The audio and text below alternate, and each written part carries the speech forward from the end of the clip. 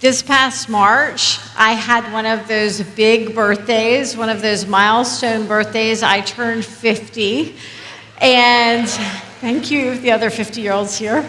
And I had been warned by some of my friends who are a little bit older, when you turn 50, your body really does start kind of to fall apart.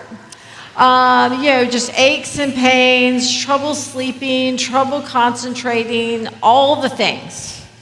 And so since March, I can tell you that I have been to the eye doctor because the fuzzy eye syndrome, all of a sudden, these words got smaller, a lot smaller.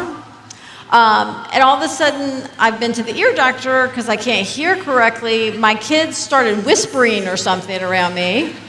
And so I went to the ear doctor. And then I was having all of this radiating hip pain. So I'm at the chiropractor. And I'm happy to make new friends at any age, but I would rather not have to pay them. And they keep saying really mean things to me at your age.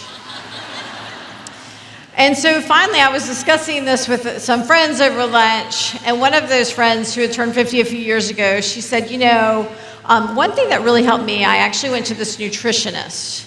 And when I went to her, she helped me understand that what I was putting in my body was really affecting things like inflammation and my sleep. And she said, you should go to her, you should try. So I call up Sue, the nutritionist, and I go into her office, and she does some tests, and she asks me some of my eating habits, and we have this little conversation. And all of a sudden, she starts telling me the plan. And the first thing she says to me is, you really need some more carbs. And in my head, I'm thinking, oh, okay, she must mean carbs from fruits and vegetables. So I asked a clarifying question because I was maybe I heard her wrong since my hearing's also going. And so when I asked her that, she goes, no, you need more bread in your life. You actually need to eat toast with breakfast, and you need to have a sandwich at lunch. Now, I'll be honest, I almost had an awkward moment where I went up and was I'm gonna hug you and we're gonna be best friends forever. And so I go up and she's telling me this, and then as I'm sitting in her office, I start laughing to myself. I'm sitting here in a nutritionist's office, and I have been for the past 4 months studying this passage of Jesus as the bread of life. And I have a nutritionist telling me, you need more bread. And I have to say, this is what the Lord so often does in my life. He takes physical things to help teach spiritual truths. And that's what John is doing all through his gospel. As Jesus explains himself to the Israelites, as he comes into this world and he explains himself, here's what we know. He's the incomprehensible God, but he chooses to make himself known by what we know.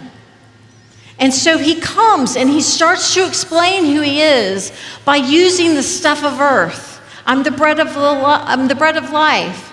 I'm the vine. I'm the good shepherd. He takes what we know to make himself knowable to us. So that's what's happening through the book of John. He's weaving this through. And as he's explaining who he is, he's performing miraculous signs and wonders to show that he is exactly who he says he is. And that's what's happening through the Gospel of John. He's taking us on this journey to help explain who he is, and he's showing us by the signs.